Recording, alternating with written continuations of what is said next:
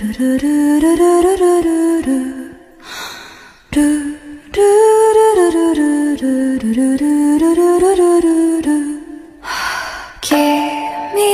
中にある赤と青き線それらが結ばれ Welcome to Drop and Go, where we make your clothes look and feel their best.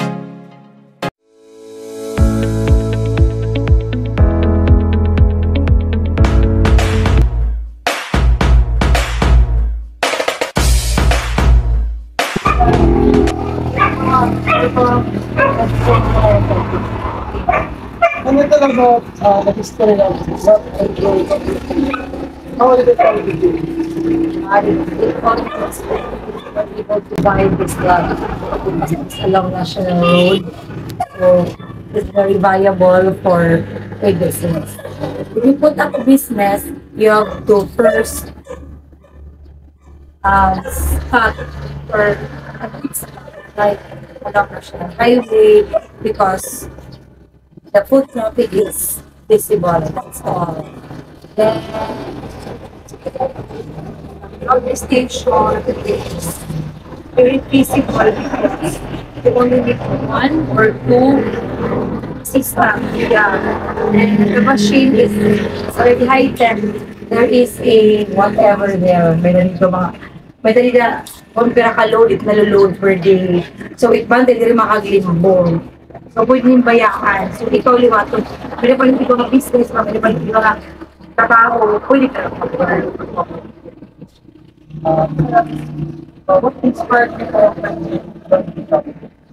because para hahapon tao what yeah, very basic, very personal.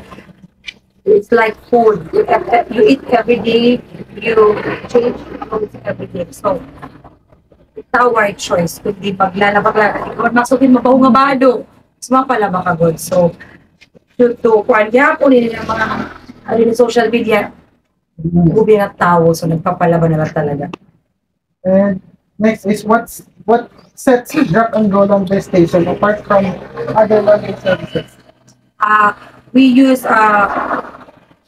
di kalidad ng mga na soap, may di talaga name, we don't buy mga hindi mula yocho, hindi mula kusina, mga papol, mga liquid detergent. We buy for quality liquid detergents and bleach.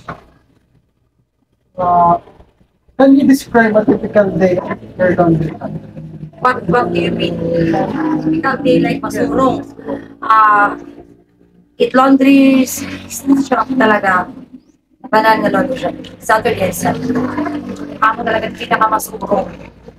Dahil nakaroon sa akin. What services do you offer and which are the most popular among your customers? We offer folding, drying. This is the most popular. Yeah, that's the most popular because tao, naglalabangan naubiyar pang ulan. So, kaamon, kasi naman dryer, after washing, drying. Tapos ito. May dagang extra service. Usually, may day ito, pero due to a lot of laundry stations, di rin na kami napabayad. Actually, una talaga, last time lang laundry business, meron talaga inibayad. 10 pesos per load, per food. Okay, yeah, we're on competition. We go for free na lang.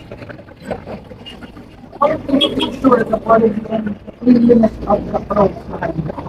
We maintain our machines like every week.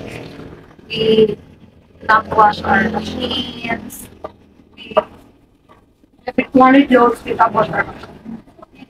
Very policy lang alsak. Dapat, kailangan i-sure talaga nga palimpyo tapos ibang mga we pre-wash before we salang, before inisasalang sa mag-pre-wash kami para sunod na maglalaban, malimpyo. Every 200 loads, natag-wash kami. with salt rocks and vinegar. Actually, di ba, ang mga... Ibang laundry shop, I don't know, pero feeling ko. Every a month or So dapat, if owner talaga ng laundry shop hands on, you ensure the cleanliness at the welfare of your machine. Kung bago ba yung machine, bakit mali piyesa. So, kailangan, careful ka mo. Every 200 loads, wash. Vinegar and salt rocks. interesting stories about your laundry shop. Some interesting stories is I never expected that this laundry shop in this barangay will boom because this is not a main area in the town. It's just a barangay, but still we did not expect that it will boom. And nearby towns come here because baka mo talaga daw plaka. Manipis talaga. Lastly, what are your future plans? Future plans brand shop, but I cannot find it. Space. Pero may mga Expand. Gusto ko mag-expand, kaya lang. Hindi ako nag-ibig mga. Okay, ma'am, thank you. Salamat sa iyo.